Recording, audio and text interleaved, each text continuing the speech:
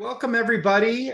This is the final webinar in our landscape of early neuropsychological changes in Alzheimer's disease and Alzheimer's disease-related dementia webinar series. I'm Luke Stokel in Division of Behavioral and Social Research at NIA. On the screen is a reminder of what to do during the webinar. Please mute yourself, stay curious. Use the chat for questions, to share resources, and register any aha moments of new learning or understanding.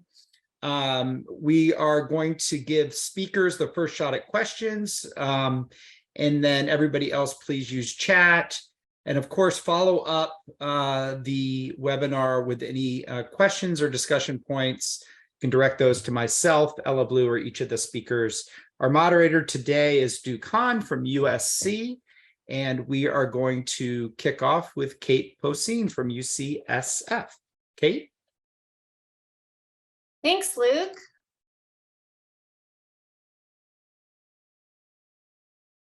All right, well, it's great to be here today. Excuse me, let me get back to the first slide. My apologies. Here we go. So I'll be speaking about advancing approaches for the early detection and diagnosis of cognitive impairment in everyday clinical settings. My disclosures, I do receive funding from Quest Diagnostics that is relevant to the work, and I receive funding from some additional agencies as listed. So let me just frame the problem here that dementia is underdiagnosed. And as we try to move to earlier and earlier detection, I think it's important to recognize that currently 50% of people with dementia in the US are not diagnosed. And MCI diagnosis rates are extremely low. And when dementia is diagnosed, the most common diagnosis is unspecified.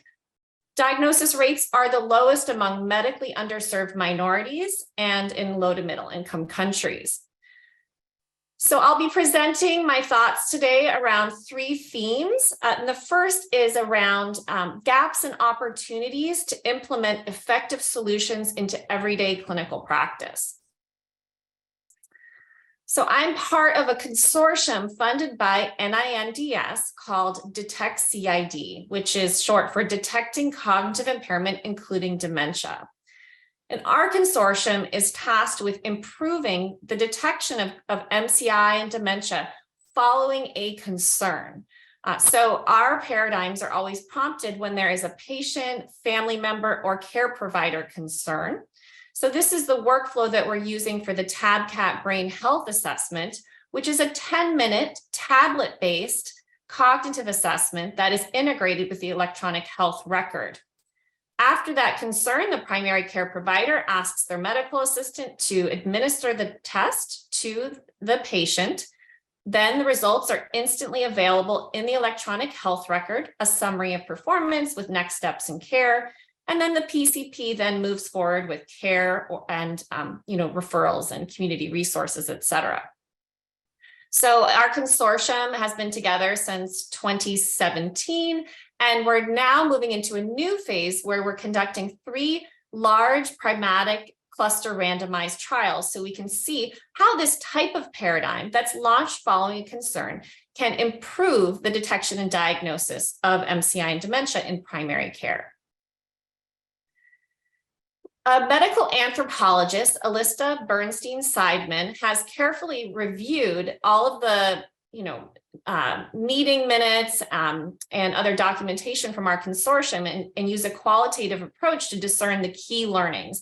And she published this in the Journal of Alzheimer's Disease. So the key learnings from this consortium so far are that it's critical to engage primary care providers and partners. We can't assume what's going to work in primary care. Results must integrate with the electronic health record, address the needs of the increasingly diverse older adult population. Paradigms should include care partners whenever possible, but not require them. And personally, I think the most important learning is that diagnosis must be linked to better care. Given the focus of this group today on prevention and early identification, I'm not going to present all of our research on the TABCAT Brain Health Assessment today, but I thought I'd present one finding that I thought was particularly relevant.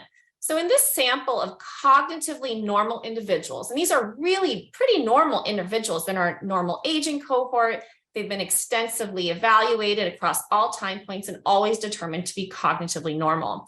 We separated them by whether or not their amyloid status was positive or negative on PET, and then looked at their performance over time on our digital 10-minute assessment, again called the TABCAT Brain Health Assessment. And we found that the amyloid positive controls showed decline on the assessment over time as compared to some practice effects in the amyloid negative, something that we don't see on the MoCA, which is a paper-based assessment that takes about the same amount of time. So I think there's really an opportunity to get more precise and reliable measurement with smart digital approaches. Moving into the second theme now, gaps and opportunities around addressing the needs of health disparities populations. There are racial and ethnic disparities in the timeliness and comprehensiveness of cognitive diagnoses. In this study, we looked at a 100% sample of California Medicare beneficiaries with an incident MCI or all-cause dementia diagnosis. We defined timeliness for the study as the first diagnosis being MCI versus a dementia diagnosis. And I think the first point is to note that most people in general are being diagnosed at the dementia stage first. So we are not detecting or diagnosing MCI in the real world as the first diagnosis very often. So among non-Hispanic white beneficiaries, MCI was the first diagnosis before dementia for 23% of beneficiaries. But these numbers were strikingly lower for race and ethnic minorities. So until we address these gaps, our tertiary dementia care centers will continue to preferentially serve more advantaged patients, and inequities in treatment and clinical trials will persist. There is a really big opportunity, I think, to deeply consider how demographic factors and life course social conditions could be used to more accurately identify patients who are at risk for or who have cognitive impairment in everyday clinical settings. We know that social factors have substantial effects on baseline cognitive health, and optimal cut points on brief cognitive assessments vary widely across samples. For example, the MMSE, depending on the sample that you're using in primary care, the optimal cut point has been shown to vary from 17 to 26 for detecting dementia. But most PCPs use one cut point for all patients, regardless of social background. Digital cognitive assessments offer an opportunity to adjust in much more sophisticated ways. Of course, we need open data and open algorithms to make in order to do this accurately and in a smart way. Continued development and validation of culturally and linguistically appropriate assessments is also needed. Moving into my third theme now, advancing increasingly precise diagnostic approaches. In particular, I'm very excited about the opportunity to combine blood-based biomarkers with brief cognitive assessments to identify patients who are at risk for or in the early stages of neurodegenerative disease. Now, this really hasn't been published on very much, but there are a couple of studies that have looked at how a more comprehensive, a larger cognitive battery, traditional cognitive battery, combined with blood-based biomarkers predicts among people with amnestic MCI who progresses to dementia. And they find that the combination of the cognitive measures with the blood-based biomarkers are the most useful for predicting progression. So I do think that this is an exciting area for future research, identifying patients for trials, including prevention and early stage disease trials. And I've been asked before, are we going to need brief cognitive assessments in primary care if we have these blood-based biomarkers? And the answer is yes. Even with biological markers, we need cognitive and functional assessments to identify the patient's current status, predict the likelihood of imminent decline, monitor cognitive and functional changes like treatment response, and identify cognitive changes that are not associated with biomarker results. And I think the combination of blood-based biomarkers and brief cognitive assessments may produce the most precise and clinically actionable results. And I really look forward to seeing a lot more research in this area in the coming years. And in closing, I have a few more sort of overarching gaps and opportunities across these three themes. The first is that machine learning and AI approaches can be used to identify patients at risk. I mentioned that in Detect CID, we rely on the family or the provider having a concern to launch the detection algorithm, but this is really too late if we're thinking about moving earlier and identifying patients for prevention trials. So we need work to develop, validate, and implement these technologies and assess risks, like risks associated with over detection. Online cognitive testing. This is also an exciting area, and there are advantages like low cost. Patient can complete tests in the comfort of their home. It's helpful when a patient is a remote area or if they're homebound, and you could do repeat testing. But there's continued work that's needed, as noted here. I won't read all of this for you. And then lastly, primary care providers could order blood for blood-based biomarkers and cognitive testing at the same time. And then this could be performed in a lab or via mobile phlebotomy. Some advantages are that, labs and mobile phlebotomy access is available in every zip code in the United States. If the testing is done in this standardized setting, either with the mobile phlebotomist or in the lab, it can be done on a managed device. So we know that it's the device is reliable and there's trained staff to supervise. And then you could produce a report, automated report that integrates that information to provide more precise information back to the provider. But obviously a lot more work is needed for this, as it's a new idea. All right, so in closing, I want to thank Team TabCat and all my colleagues at the UCSF Memory and Aging Center, including my mentors, Bruce Miller and Joel Kramer. Thank you. Really great talk, Kate. And I just have a couple follow-up questions, but I'll also remind us to feel free to type any questions in the chat, and I'm happy to deliver those as well. I'll start off with a first question. You mentioned at the beginning of your talk that dementia is underdiagnosed, and that's a really compelling statistic that you shared, about 50%. So can you maybe elaborate about the reasons why? Because I think it's relevant to why the TabCat is so important, and all the important work that you've done. Well, primary care providers are on the front line for detecting dementia, and so that's a really promising place to start when you're trying to address that problem. And there's a lot of research on the barriers in primary care. I think a lot of those barriers are around primary care providers. They have so many different conditions to take care of, and they don't see dementia as very actionable, that there's not much that they can do. And furthermore, they also feel they don't have the time, the resources, and the training to do something about cognitive impairment, especially when their appointment time might be 10 to 15 minutes. And there's other conditions that need to be addressed during that time. So I would say that those are some of the biggest barriers in primary care. And we need to find ways for dementia specialty teams to partner with primary care to address those challenges.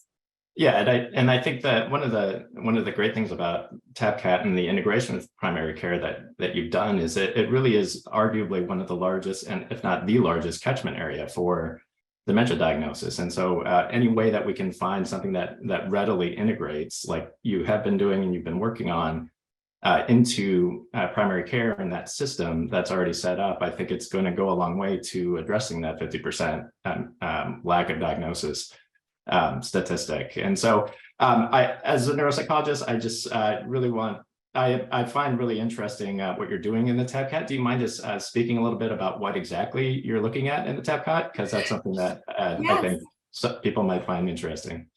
Well, thanks. I love that question. I love to talk about TabCat. So TabCat is a software platform, mostly for cognitive tests, but also some other clinical tools as well. We have about 20 different measures on TabCat. Again, most of them are cognitive measures.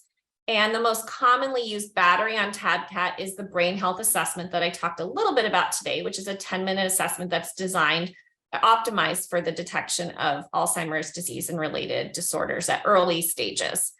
Our tests are in many languages, I think about 18 or 20, and all the languages that it's in have been because a researcher in a different country wants to use it to address diagnosis issues in their country. So, we have in like Setswana and so many unusual languages, actually. We're doing mostly work in low to middle income countries to address diagnosis problems there.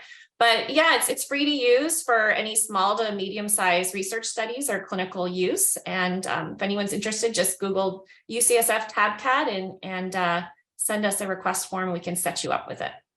Okay, great. Thank you, Kate. I think for the sake of time, we're going to move on to Dr. Nichols's talk. So thank you, Kate, and Dr. Nichols.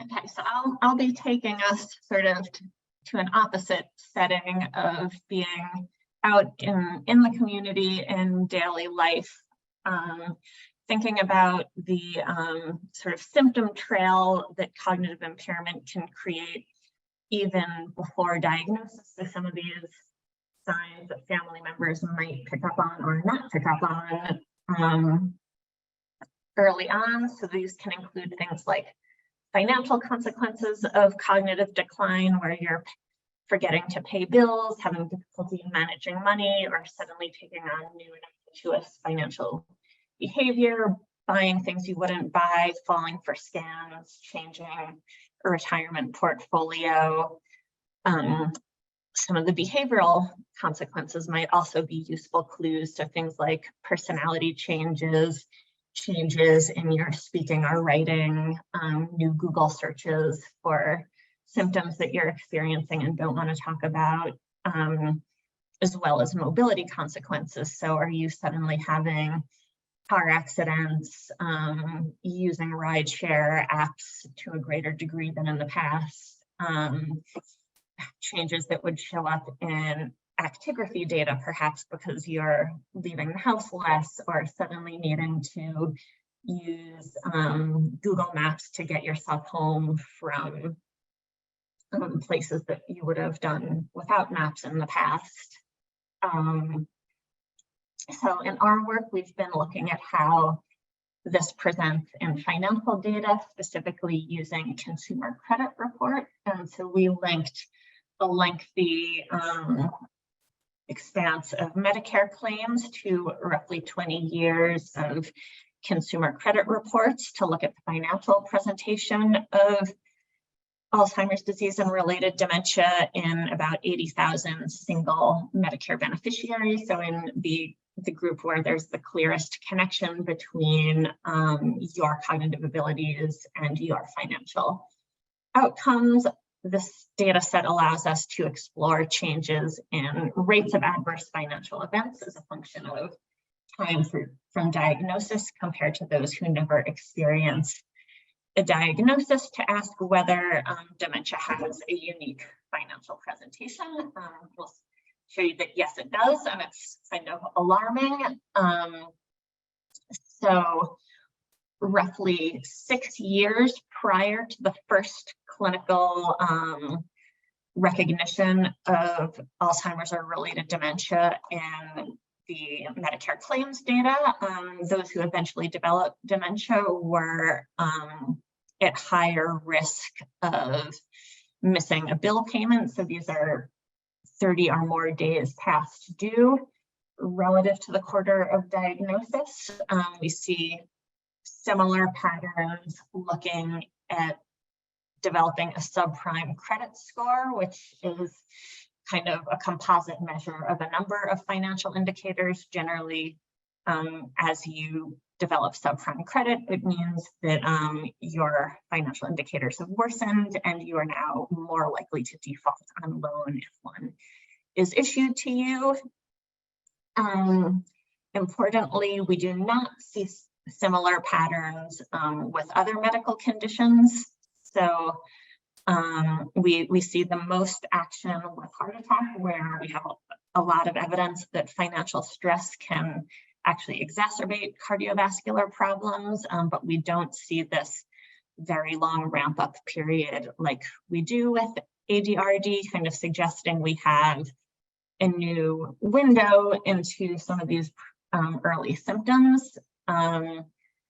We've been working with credit data, but there's a lot of other financial data that could be a really useful source of information. So the credit bureaus themselves have suggested that the cell phone is one of your most highly prioritized bills, right? People really want to have that communication. So that may be someplace where we see other early evidence. Additionally, assets banking and retirement accounts, where we might see either changing expenditure patterns, changes in account custodians, suspicious transactions. It's really important to see how people are spending money, in addition to your credit report, which is going to tell us, you know, are you opening new lines of credit? Are you failing to pay your existing bills? But misses a lot of potentially informative transfers. Also spending, you know, seeing what's going on the credit card or showing up in tracking apps. Are you changing either the nature or location of where you're spending? You know, you used to buy groceries and now you're reliant on prepared food, moving from in-person to online shopping. I think things like the home shopping network purchases are something that people often say is a concern, because you're now spending all this time, you know, alone watching TV. Also, iTunes gift cards, the favorite currency of scammers. So if you suddenly see kind of thousands of dollars of gift card purchases, that would be another really worrisome flag.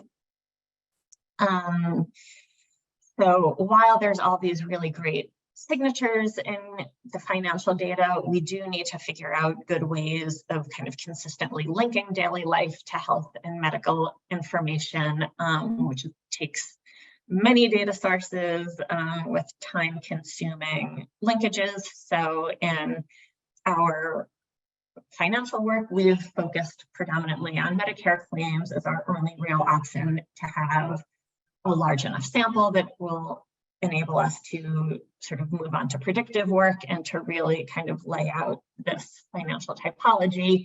I think everyone on this call is probably familiar with some of the weaknesses of claims data and the many pieces of information we would love to be able to link, you know, a data set that has some of these financial and other real world metrics I'll talk about, linked to things like EMR data on cognitive tests, biomarkers, basically everything that Kate has would be great to have in sort of a standard data resource, with the caveats of needing a lot of skill on the research team and privacy concerns.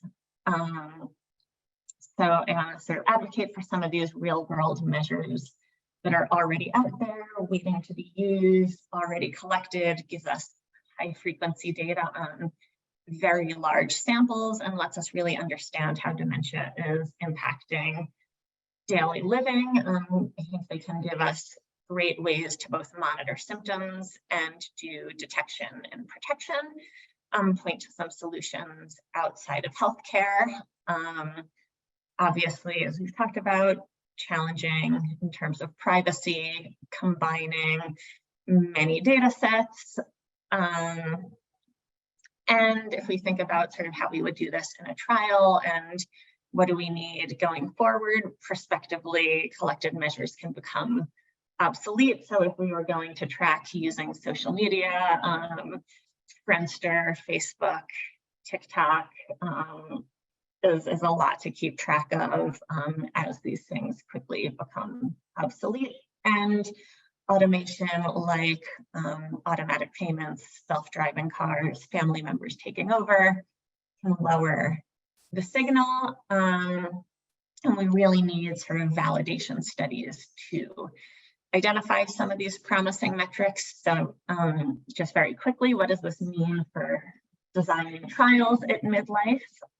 Excitingly, there's lots of data sources that will let us pick up some of these signals and can actually let us see whether the trial is working, potentially years before some of the more traditional cognitive and clinical measures. There's also, I think, more risk of gaming or muted signals due to third-party interventions. So this is someone putting their Fitbit on their dog to dodge activity. And I think we have a similar risk if suddenly everybody knows that, oh, your dementia shows up in your credit card bill, so I'm going to put it on auto pay, and look, I don't have dementia symptoms anymore. At the same time, the foundational research to isolate some of these key relationships still needs to be done. That can be done while trials are proceeding, although I suspect getting, I don't do trials, but getting a trial off the ground with the key outcomes not yet defined is going to be a new way of doing business that may not be an easy sell. Will participants want to consent to so much data collection? Maybe another barrier, but I think a really huge opportunity for both data public good for production and understanding kind of how this is impacting everyday life, as well as whether we need protections for consumer data in ways that are more similar to what we think of as traditional healthcare data. And Lauren, you're at time. All right, great.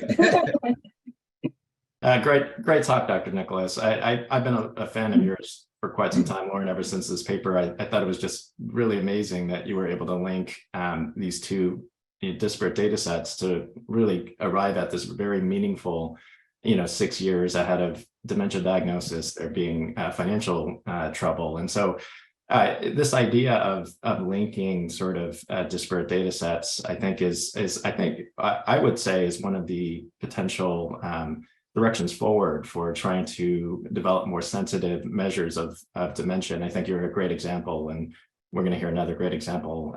We've already heard one, and we're going to hear another one after your talk. I'm curious if you can speak to or what your thoughts of that are, this idea of trying to link things that haven't been linked before, how difficult that is, what are the barriers to that you've come across, and because I really do think it could be the way to move forward, at least to develop more sensitivity to dementia. But curious your thoughts about that.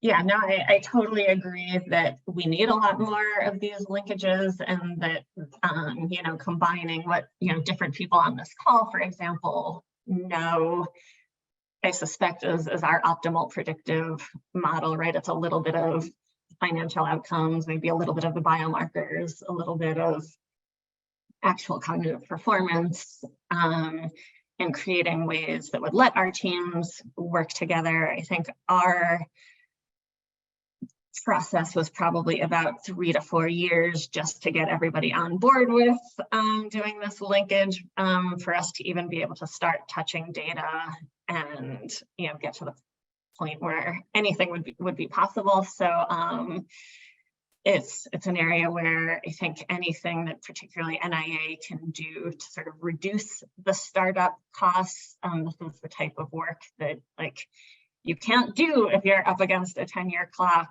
or need to write the paper like the year you start the project. And it's also taking on very sensitive data. So in many ways, it's good that we have had to overcome a lot of barriers and convince everyone that we would have appropriate data protections in place. And so I think moving towards a unified effort that would keep everything in a secure environment, and maybe do this once rather than having many teams with many pieces of sensitive information, would be sort of a huge boon to, the speed at which we could do this work, the kind of number of people that could get involved. I think you hate to tell junior investigators don't do this, but you're also we want you to be in this game for the long term. So balancing what's feasible has definitely been important. Great. Great. And I'm just trying to see, this issue of privacy, I think this is something that we can discuss later, because I think that there are always sort of competing interests, I think, when you're discussing trying to link different data sets and different considerations and public-private partnerships, which you mentioned before in your talk. But for the sake of time, I think we'll save that for the discussion.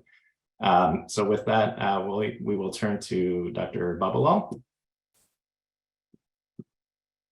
All right, can you all see the screen in presenter mode? Fantastic. So good afternoon, everyone. My name is Ganesh Babalal. I'm in the Department of Neurology at WashU School of Medicine, and I've really appreciated the opportunity to listen to all of these amazing talks over the past few months. I'm also humbled to be able to present on clinical and real-world measure. It's something I've been working on for about a decade now. I have nothing of exciting or interesting outside of my research support that I think is interesting. So many of us use smart devices like tablets, phone, watches, rings, and maybe even sensors that are embedded in your clothing to help us out in daily life. And these digital markers allow for objective, continuous, and longitudinal evaluation of the individual within their own home environment. But I think these markers also hold promise for personalizing baseline reference standards that can contribute to assessing the onset of disease, or in particular, the impact of interventions. We can also notify patients, I think, when something is out of the norm with their health. And we've already seen this in place in the public with detection of arrhythmias or also falls by smartwatches. But I think these specific markers can expand to saccade, to speech, gait, physical activity, heart rate, sleep, and even driving. So my talk is probably coming out of left lane, but I'm going to discuss our path over the past 10 years to develop a digital marker of driving. So by 2050, we know that the population of older adults that's age 65 and older will double to about 88 million. And around that time, 1 in 4 driver on the road will be an older adult. But we also know that older adults are driving a lot more, a lot longer, and putting on more miles. But they're also at a much higher risk for injury and mortality. And in 2020, the CDC estimated that about 20 older adults were killed in a crash, and another 540 were injured in a crash on a daily basis. Now, on the flip side, when an older adult is confronted with giving up their keys, driving cessation has led to significant increases in depression, institutional care, or at least faster access to institutional care, social isolation, and morbidity. So in 2013, we started this research looking at driving performance in a cohort of cognitively normal older adults. And what we found was that among the individuals that had preclinical Alzheimer's disease, again, this was evaluated by PET amyloid or cerebrospinal fluid, CSF, A-beta 42/40. Those individuals that were preclinical AD positive, they made roughly 2.5 more errors on a road test, but they were also faster to fail that road test over time. And again, they're all cognitively normal, and this performance deficit wasn't explained by their driving history, any chronic comorbid conditions they may have had, or their cognitive status. So that led us to really shift to studying human behavior as opposed to performance, and to move from this cognocentric view to more contextually meaningful behavior. And so what we did was in 2014, we modified a commercial data logger. This is what you'd get from your insurance company to plug in to get a safe driving discount. Don't do it. I can talk about that more later. But essentially, you plug it into your vehicle, it accesses the available satellites, and it starts to transmit data using cell phone towers to servers in California, where we're working with a company. And then they package that on a daily basis and send it over to us at the School of Medicine here. And essentially, this is a very simplified version of what you're looking at. Each white circle represents a breadcrumb, and what's in that breadcrumb is 5 specific fields: date, time, speed of the vehicle, the latitude, and the longitude. And over the course of a trip, and this is at 30 seconds, you can be able to string together the specific route a person's driving, but you could also look at the number of trips they make over any particular time, number of miles that they might drive, unique destinations that they're able to visit. But if there are any other events like braking, sudden acceleration, or potential impacts. And it took us 3 months to come up with that acronym, but the DRIVES, or the Driving Real World In-Vehicle Evaluation System, is what we termed this methodology. But from a geospatial perspective, what we're also able to do is to actually look at the individual's life space. So for some individuals, there's very little variance from month to month. For others, there's significant variability, how far they're going away from their home, where they're visiting. And this data is just for one individual over the course of 5 months. You can see they rarely make trips beyond 10 miles from their home.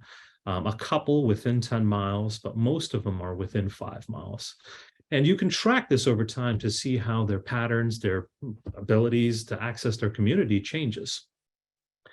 So these two studies really laid the foundation for our current work. The study to the left here was really a pilot to test this proof of concept. What we looked at was individuals that had preclinical Alzheimer's disease, that was 10 of them based on PET imaging, and 10 who did not. We didn't find any statistically significant difference, as you can imagine, with an N of 20. But what we started to see was differences in the box plots. So, for example, those with preclinical Alzheimer's disease drove less, but they logged a lot more miles. They had less trips at night, and had a lower number of adverse driving behaviors like speeding. And over time, over the course of 2.5 years, what we saw, again, there's no differences in baseline, but you can clearly see in these linear mixed effects models, the slope denoted by this solid black line are those that are preclinical AD positive, significant changes and actually an overall decline in their driving behavior. So then we decided to shift gears and ramp up. We wanted to see, could we use driving to predict preclinical Alzheimer's disease? And in 2021, what we did was we looked at 64 older drivers that had preclinical AD and 75 who did not, based on CSF. We did 4 random forest plots that detected essentially how well driving alone was able to predict preclinical AD, and it had an AUC of 0.82.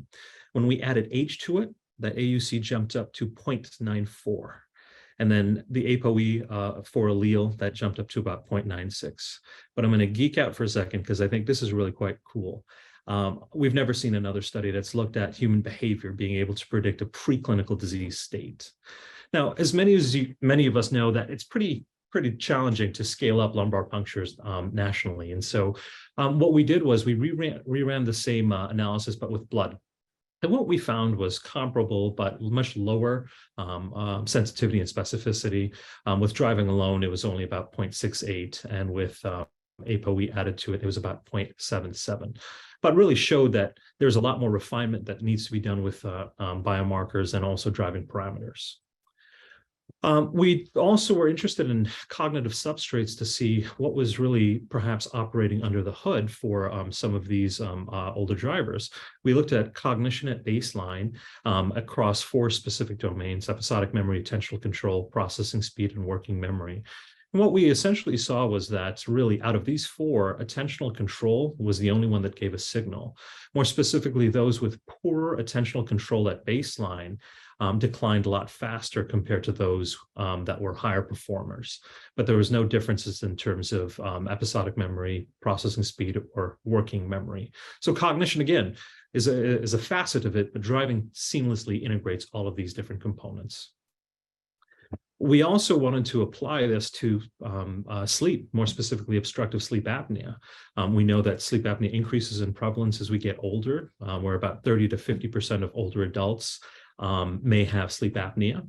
And what we found was that obstructive sleep apnea actually increases the likelihood of an older adult or older driver experiencing an adverse driving event like speeding, hard braking, and sudden acceleration. And for every 8-point increase in the apnea hypoxic index, there was a 27% increase in one of these specific events occurring while they were driving. And if you're interested about the mechanism, there's certainly attention was a core component of this. We expanded that a little bit more and decided to delve a little bit deeper from that sleep study to look at adverse driving behaviors. And I won't go too much into it, but what we found was an elegant dose response curve. So as the dosage of their preclinical AD status increased, so we're going from here classified as these negative groups. So the purple line indicates those that have very low levels of CSF over A beta 42. As that increased, the risk actually was much lower. But as we got to more accumulation of preclinical AD, the risk increased over time. I'm almost out of time, but I have one last slide left. So that was a lot about driving. And for those of you that don't drive, or you have patients that drive, this research really may not necessarily have an important impact. And I fully acknowledge that limitation.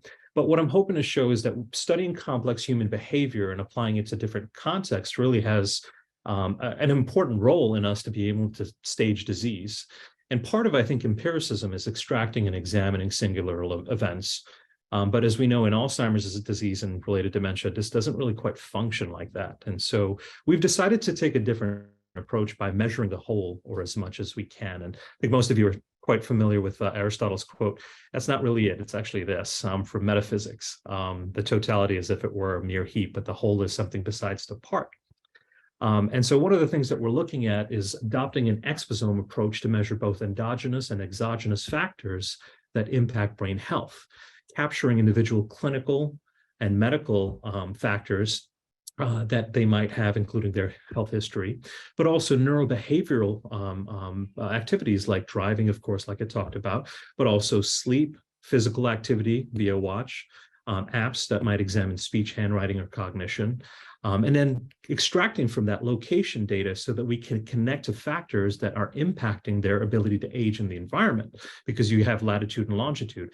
And this might include looking at air quality via EPA outdoor monitors, the location of hospitals and clinics in proximity to that individual, but also the area deprivation from like the ADI or the Environmental Justice Index from the CDC.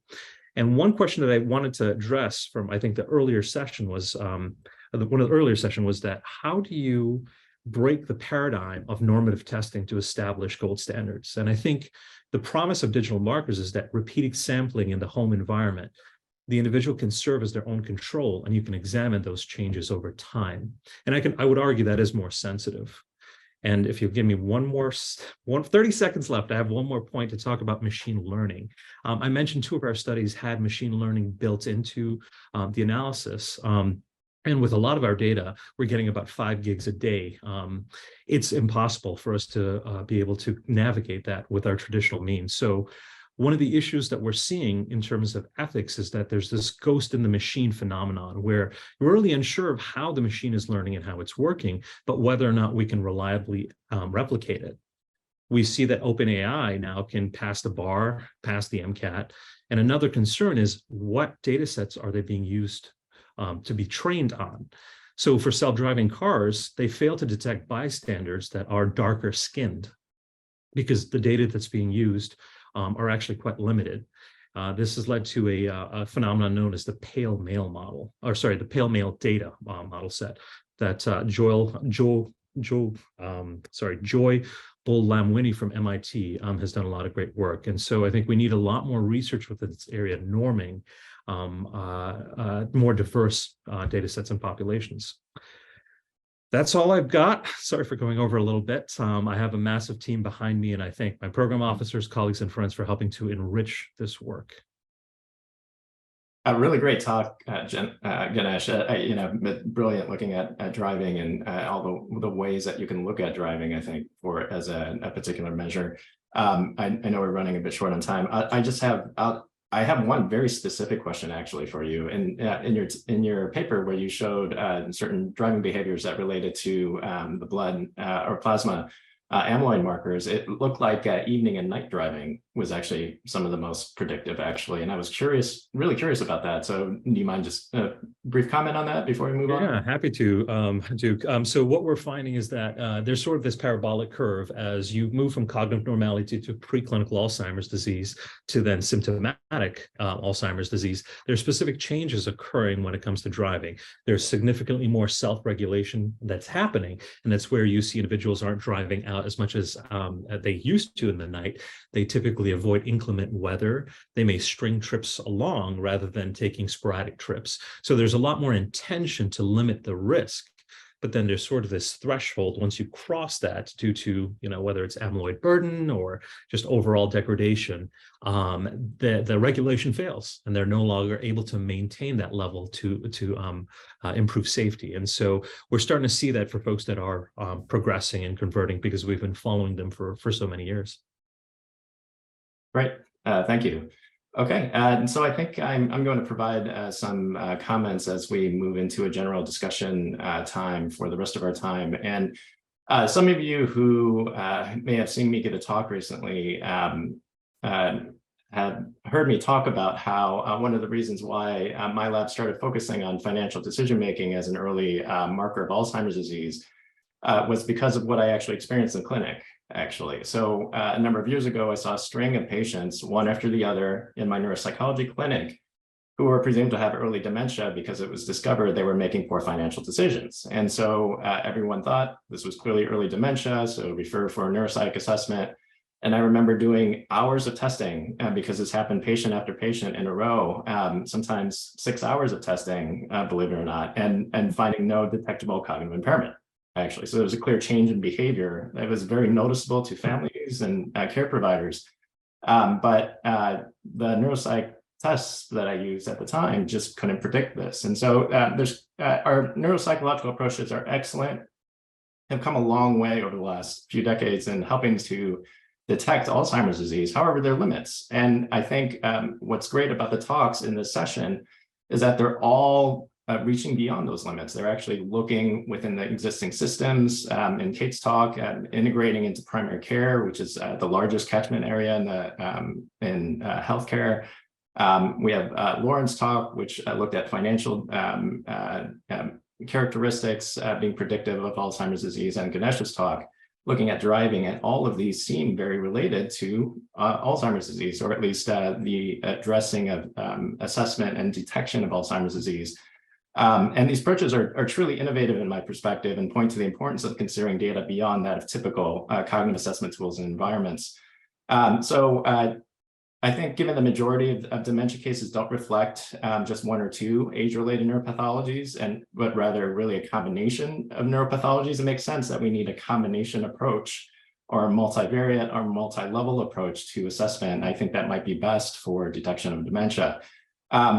One thing I think about is how all of these and all of our current, really across the board, all of our current assessment approaches are really steeped in a historical tradition that has structural aspects that are not great, actually. So, you know, there's embedded historical structural factors, racism, sexism, socioeconomic disadvantage, actually, that is embedded in our current culture, actually. And this extends to the healthcare system that we have driving, financial systems. And so, these are aspects of the real world that we live in, actually. And so I think it's upon us to try to address this, to try to work our way around this, and to foster a more open, integrated, accessible, and inclusive approach for dementia detection. So with that, I'm going to come back to a couple of issues. There was a couple comments about privacy, actually, and I leave this open to the panel and really anyone else that wants to comment. How do you surmount or deal with the very real privacy considerations, actually, that come with looking at some real-world data? Yeah, I guess I'll note in our project, we have a separate aim and some bioethics colleagues involved in thinking about that, because I think, this is another very multidisciplinary question where, we need those perspectives. We need patient perspectives, industry perspectives on what they're willing to do. But I think as we talk to more people and realize how many banks are doing their own, well, we think this client is cognitively impaired, and so we've either reached out to the family or we've encouraged them to take their business somewhere else. I think this is happening a lot in real life in sort of very ad hoc ways, and so I think we need to think both about sort of privacy in the research enterprise, but also in extending that to real world settings. And even if we don't know, what the exact coefficient is on 3 missed payments for predicting dementia, do we now know enough about some of these behaviors that we want to start thinking about sort of expanding privacy protections to those types of data more generally, and thinking about them as more closely related to health data than we traditionally have. Great. Kate and Ganesh, do you have any comments about privacy? How do we address the very real concern about privacy actually while we're going about this work? It's a great question, Duke. So for us, obviously, we're capturing location data, latitude and longitude. And so with a high degree of accuracy, you can figure out where folks are living, where they're going. And so thankfully, this is all just research at this point. So we have a certificate of confidentiality to protect our participants' information. But I think if we're to translate something like this to the clinic, we would certainly want to employ specific measures to not focus on where folks are going, where they're accessing on a day-to-day basis. And it's something that I explain to our participants. We don't care where you go, what you're visiting, who you're talking to. We're just interested in looking at these trends over time. And so for our focus is we're looking to create this digital fingerprint as it relates to driving without looking too much into the details. But it's always going to be an issue in terms of who's accessing what based on the digital aspect and the age in which we're in. Right. Okay. Yeah, I couldn't agree more. I don't have much to add to this. I guess I'll just add that for more traditional workflows with digital cognitive testing, so one of the challenges is that there are a lot of regulatory hurdles to get third-party software integrated with electronic health record, and this can really delay progress in this area. And so, so I think that's another important area of work. It's really important that we make sure to protect the information of the patients, but we also have to figure out how to get these innovations out there to help patients sooner. Right. And is Laura on the call, Laura Germain? Yeah. I was curious, actually, if you had thoughts, because I know you worked on Test My Brain, and curious about your approach to privacy and what you think about it. Yeah, so we take an extreme approach where we are as open as possible, but with as few identifiers as possible to maintain privacy. And I think the problem is, as we get into this more and more data types and have stronger models, right? So the more data types, the more integration, the better in terms of our ability to predict. And I think, Ganesh, you mentioned, being able to combine all of these things, and then the whole is greater than the sum of the parts. But if we release all the parts so that everyone can create the whole, including communities that aren't traditionally represented in research, we now have this additional privacy concern, because now the identifiability of each individual person is greater. So I'm constantly, in my head, I have no good answers, but this tension between making the data as accessible to as many people as possible, and then respecting the privacy of the people who contributed to that data set. And those are often, you can't do both at the same time. And that's tough. Yeah, great. Thank you.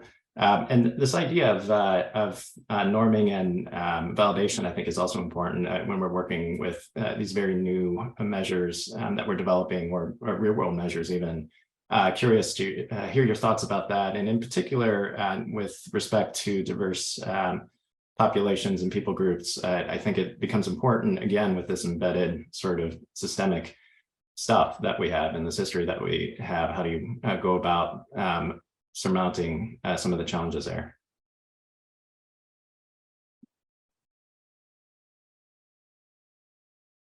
I know it's a lot to tackle. Well, I guess I could follow that up with a question for Ganesh. So I really love the point that you made about how, with some of the approaches you presented, you can overcome some of those challenges by looking at change within an individual over time. So important. I'm thinking about how to then turn that information into something that's clinically actionable. I know we're not there yet, but I'm imagining being like a clinical provider, and I'm using some data from a approach like yours. I'm like, oh, something has changed for that person, but it could be a lot of different things that have caused that change. How do I figure out, as a clinician, what does that change mean, so I can take action on it? How do we get from where you are now to something that's really clinically interpretable and actionable? Yeah, that is so perfect, because I actually had a slide that I had to delete because I talked too much. No, so one of the things in terms of the translation of this specific research program is what we envision is that, let's say, for example, a family member has concerns with their loved ones, particularly with driving. They could go to their physician's office, GP, neurologist. You plug a device into their vehicle, if they do drive, that's a constraint, and then you're able to track and to at least get a baseline.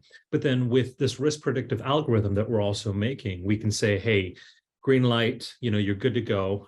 There's no problems, there's no concerns. yellow, there's some considerations, or red, we have some concerns. Let's perhaps delve further. Perhaps there is an impact or a greater incidence of crashes occurring.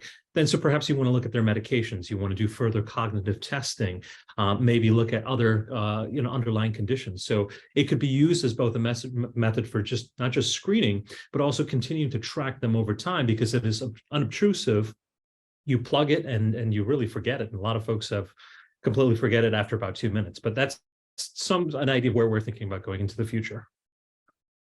Yeah, and we are working on doing sort of similar predictive measures with the credit report data, and sort of, I think, as we're all happy to hear, missing a credit card payment doesn't, doom you to cognitive impairment, but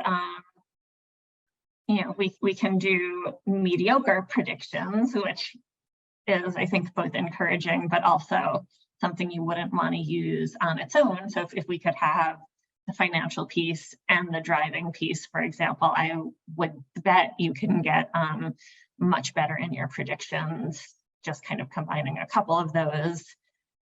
And I think other people here are probably doing other work that would help further build out that picture, either before you come in for your annual exam, or something that could be done sort of while you're waiting to get checked in, and that we can help automate some of these pieces of supporting evidence that would probably not say yes, no, you have any of these conditions, but would help sort of both figure out the next steps, and in a world where we're sort of constrained on provider availability and time, help determine who needs which type of attention.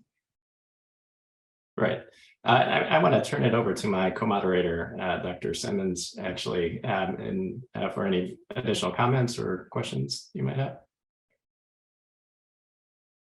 Well, so I'm thinking about what I've been thinking about through all the talks is this, which I think you've already picked up on some, is this translational continuum, right? So there's the research where you're using digital tools or real world data collected as part of a study to try to just understand, is this, essentially it's an observational or descriptive study, right? Because you don't know what's going to be important. So we have to do that work to find out which things might be possible signals. And then how do you move that once you have possible signals into a clinical world, and then the barriers for doing that in terms of which data need to get integrated in which way, and how does that get connected to the EHR, and how does that get connected to the person. And so I think it's really challenging, but we're going to need work along all those phases. And that's the main thing that struck me today, was how each of you are covering some of that space. That's really exciting. Right, thank you. And I think in our remaining minutes, we have a very important question from Dr. Quiroz that I'm just going to read verbatim. How do you go about making these measures clinically meaningful for people from other cultures with low education, who have never driven, have never handled their own finances, or have limited knowledge of technology? Are we systematically excluding them from these studies? Any suggestions to make these studies more inclusive? Well, I'll say that with TabCat, we've designed our tests in a way that the stimuli are very approachable, the response format is intuitive, and we use it all the time with people who have almost no education, rural parts of Peru, for example. So I think that's been really central to our focus with TabCat. But I think your question was also largely for the work of Lauren and Ganesh. So yeah, no, and we've started with credit data, but also plan to expand. I think the private sector moves fastest when there's an opportunity to, profit off these things. And so there are alternative financial measures for people who don't have enough financial activity to have a standard credit score that looks at other types of sort of daily activities. Things like cell phone payments, utilities, that will help us to be more inclusive, and I think just provide more signal, because it's more data and more opportunities to not make a payment.